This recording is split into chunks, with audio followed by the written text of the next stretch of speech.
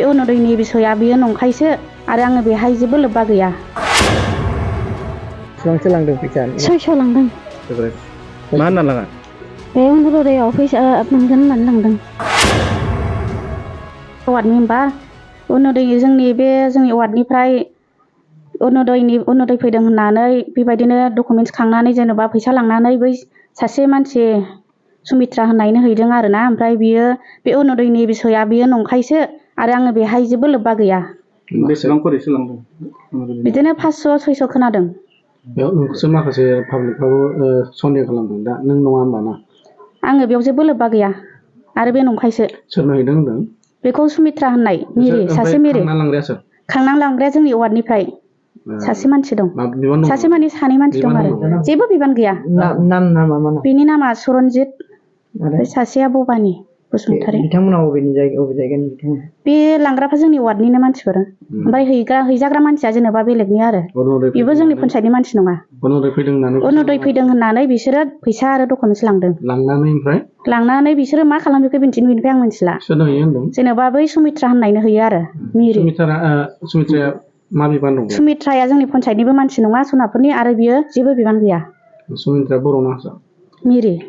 सुमित्रा। औ पन्सायतआवथ' फैयाखै आरो जोंनि वार्डआवबो फैयाखै। जों बेखौ प्रेसिडेन्टआबो जेबो मिथिया। अरुण'दयनो फाना फैथ'वाखै? फैथ'वाखै। अरुण'दयनि नामाव बिसोरो फैसा बिनानै लांदों मोनगोन होननानै। ओमफ्राय जोंबो माने मोनगोन आसायै जोङो हरदोंमोन आरो बिसोरो लांफैनायखाय। ओमफ्राय दा बियो लांनाया सप्ता खननैनि बारबाय बिसोरो। औ ओमफ्राय दा बिसोरो 600 खरि लांदों आरो गावसोरनि। बे सरनजितआ लांदों। ओमफ्राय दा बियो बे माबा बिबान दंमोन नामा बेहा? जों जेबो मिथिया बेखौ। बे जों जेबो बिबान गैया जोंनियाव। ओमफ्राय बिसोरनो माने लांदों आरो जोंथ' जेबो मिथिया।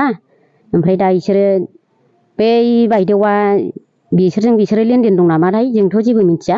बै बायदेवनि नामा? सुमित्रा बे बायदेवनि नामा।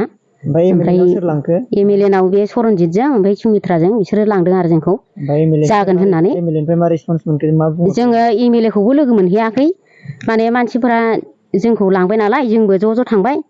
जोंखौ अट' लानानै ओमफ्राय जोङो थांनानै ओमफ्राय बे फर्माव जोंनि नामा सफैखाजोब्बाय होननानै बिसोरो जोंखौ लाबोफिनबाय आरो जों MLA खौबो लोगो मोनखायाखै। जोङो 12 जन जोङो। औ जों थांनाया। औ ओमफ्राय गारि भाराया जोंनिफ्राय 130 थाखा लानाय जादों आरो बिसोरो। ओमफ्राय दाथ' अरुण'दयनि जेबोआनो गैया होनना? दा जेबोआनो जोंनो थारिखखौनो हराखै बिसोरो। बेवहाय प्रेसिडेन्ट आरो मेम्बारफ्रा मिथियोमोन नामा माबाफोर?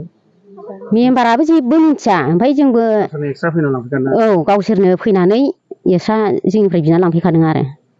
बेसेबांसो लांदों फैसा? 600 लांदों। मा होनना लाङा?